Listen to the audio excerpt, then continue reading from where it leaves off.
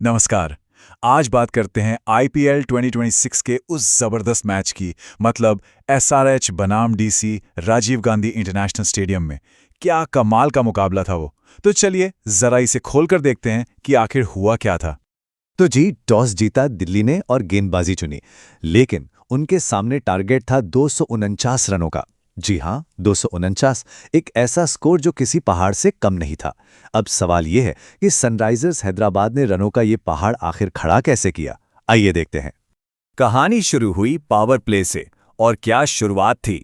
मतलब पहले ही ओवर से जो तबाही मचनी शुरू हुई ना। एसआरएच के ओपनर्स ट्रेविस हेड और अभिषेक शर्मा, उन्होंने एक ऐसा हमला बोला जो वाकई रिकॉर्ड बुक्स में दर्ज हो गया।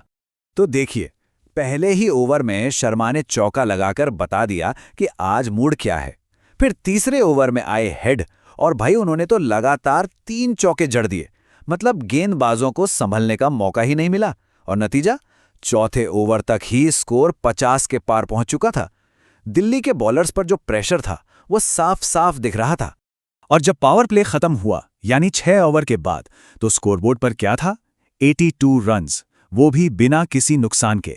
सोचिए, ये आईपीएल हिस्ट्री के सबसे खतरनाक पावर प्ले में से एक था, इसमें कोई शक नहीं।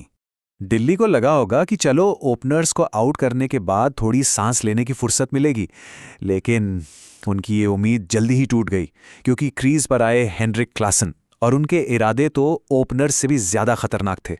हाँ, तो मैदान पर आते हैं हेनरिक क्लासन, जिन्हें लोग सिक्सर मशीन भी कहते हैं, और उन्होंने आते ही अपना टारगेट सेट कर लिया। दिल्ली के कप्तान और स्पिनर अक्षर पटेल। बस यहां से एक मिनी बैटल शुरू हो गई, जिसने मैच का रुख ही तय कर दिया।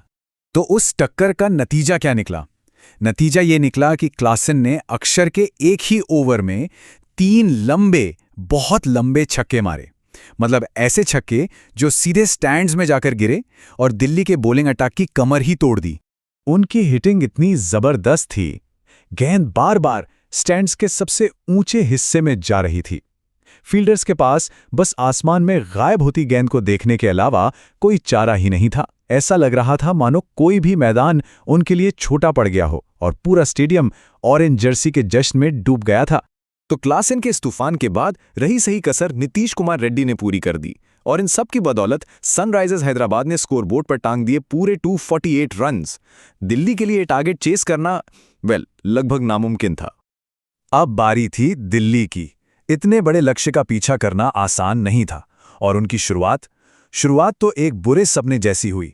लेकिन इसके बाद जो हुआ वो एक हिम्मत भरी जवाबी लड़ाई थी, जिसने फैंस को थोड़ी उम्मीद जरूर दी। और ये बुरा सपना सच कब हुआ? पहली ही गेंद पर एसआरएच के स्टार बॉलर ईशान मलिंगा ने अपनी पहली ही डिलीवरी पर स्टंप्स उड़ा दिए। इससे खराब शुरुआत दिल्ली के लिए हो ही नहीं सकती थी। लेकिन इस शुरुआती झटके के बाद क्रीज पर आए डेविड मिलर और कप्तान अक्षर पटेल, और इन दोनों ने एक जबरदस्त जवाबी हमला शुरू किया। खासकर मिलर, वो तो अलग ही जोन में थे। उन्होंने शिवम कुमार के एक ओवर में 22 रन बना डाले और ऐसे ऐसे छक्के मारे जो स्टेडियम के सेकंड टियर में जाकर गिरे। एसआरएच के कप्तान ईशान किशन के चेहरे पर टेंशन साफ नजर आ रही थी। 12वें ओवर तक स्कोर पहुंच गया था 130 पर 3 विकेट। और एक पल के लिए, बस एक पल के लिए, ऐसा लगा कि शायद कुछ हो सकता है। नामुमकिन चीज मुमकिन लगने लगी थी, क्योंकि रिक्वायर्ड रन रेट और करंट रन रेट का फासला धीरे धीरे कम हो रहा था। मैच अब एक नाजुक मोड़ पर था।